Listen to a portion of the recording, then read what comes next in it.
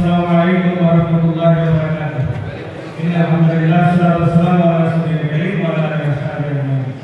বাংলাদেশ জামাত ইসলামী হালুয়াঘাট উপজেলা শাখা কর্তৃক আয়োজিত ঐতিহাসিক পদক দিবস উপলক্ষে আজকের এই রমজানের তাৎপর্য শীর্ষক আলোচনা সভা এবং ইফতার মাহফিলে উপস্থিত আছেন সম্মানিত সভাপতি, উপস্থিত আছেন হালুয়াঘাট এবং দুয়ারা ময়মনসিংহ আসনের নবনির্বাচিত সংসদ সদস্য জনাব সালমান রুবেল ভাই, উপস্থিত আছেন বাংলাদেশ খেলাফত মজলিস, বাংলাদেশ জাতীয়তাবাদী দল বিএনপি, এনসিপি সহ অন্যান্য রাজনৈতিক দলের নেতৃবৃন্দ, শহীদ পরিবারের সম্মানিত সদস্যবৃন্দ, সাংবাদিক বন্ধুগণ ও সংগ্রামী উপস্থিতি সকলকে জানাই আন্তরিক শুভেচ্ছা ও অভিনন্দন।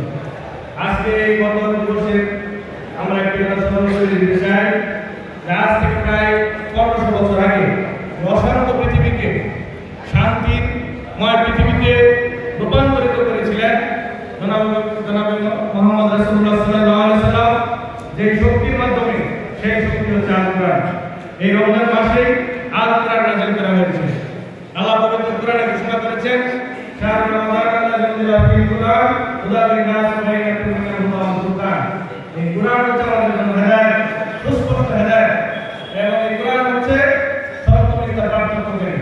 সম্মানিত উপস্থিতি, আমরা বর্তমান বাংলাদেশ তথা বর্তমান পৃথিবী, অশান্ত পৃথিবী, এই পৃথিবীকে আমরা যদি আবার সেই শান্ত সুন্দর একটি মানুষের বসবাস উপযোগী পৃথিবী হিসেবে গঠন করতে চাই, তাহলে আমাদেরকে আবার সেই কোরআনের দিকে ফিরে যেতে হবে। তাই আসুন আমরা সবাই সেই কোরআনের শিক্ষায় শিক্ষিত হয়ে আমাদের ব্যক্তি, সমাজ, রাষ্ট্রে আমরা কোরআনের আইন প্রতিষ্ঠিত করি। আমরা এই বাংলাদেশকে, এই হালুয়াঘাট দুবারাকে আমরা একটি শান্তিপূর্ণ, নিরাপদ সহাবস্থানের দুবারা হিসেবে গঠন করি। আল্লাহ তাআলা আমাদের সবাইকে তৌফিক দান করুন।